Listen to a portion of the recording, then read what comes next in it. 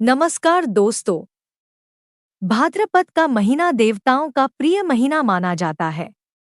इस पूरे महीने में विशेष रूप से गणपति बप्पा की पूजा का अत्यंत महत्व है। कहते हैं कि इस समय भगवान गणेश की आराधना करने से समस्त दुख, दरिद्रता और कर्ज समाप्त हो जाते हैं। लेकिन आज मैं आपको एक ऐसा गुप्त पौराणिक उपाय बताने जा रहा हूँ जिसे अगर आपने गणेश जी पर भाद्रपद मास में चढ़ा दिया तो आपके जीवन से हमेशा के लिए पैसों की कमी दूर हो जाएगी।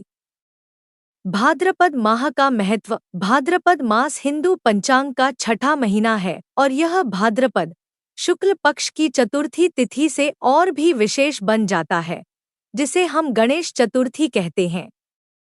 गणेश जी को विघ्नहर्ता, बुद्धि और धन के दाता माना जाता है। इस महीने में की गई पूजा का फल साल भर मिलता है। खासकर जो लोग आर्थिक तंगी, पैसों की कमी या कर्ज से परेशान रहते हैं, उनके लिए यह समय वरदान साबित हो सकता है।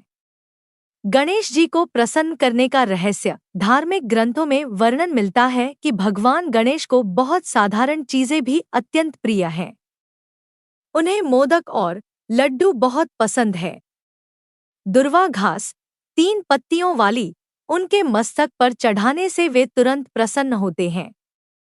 और शमी पत्र चढ़ाना धन और समृद्धि को आकर्षित करने का सबसे बड़ा उपाय माना गया है। विशेष चीज कौन सी है? अब सवाल उठता है कि भाद्रपद में गणेश जी पर कौन सी चीज चढ़ानी चाहिए जिससे पैसों की कमी हमेशा के लिए दूर हो जाए? वह है दुर्वा घास। शास्त्रों के अनुसार गणेश जी के सिर पर 21 दुर्वा चढ़ाने से वे प्रसन्न होकर साधक को धन, विद्या और सौभाग्य का आशीर्वाद देते हैं। दुर्वा का संबंध शुद्धता और लंबी आयु से भी माना जाता है। भाद्रपद के पवित्र मास में अगर कोई श्रद्धा से दुर्वा चढ़ाता है तो लक्ष्मी कभी उसके घर से रूठकर नहीं जाती। पौराणिक कथा। पौराणिक कथा के अनुसार एक बार एक दैत्य ने भगवान गणेश से युद्ध किया। उस युद्ध में दैत्य ने अनेक अस्त्र शस्त्रों का प्रयोग किया, लेकिन गणेश जी को कोई हानि नहीं पहुंची। अंत में उसने एक ऐसा अस्त्र छोड़ा जिससे भगवान गणेश अत्यधिक पीड़ा में आ गए और उनका शरीर गर्म होने लगा। उस समय देवताओं ने उनकी पीड़ा शांत करने के लिए दुर्वा घास को उनके मस्तक पर अर्पित किया।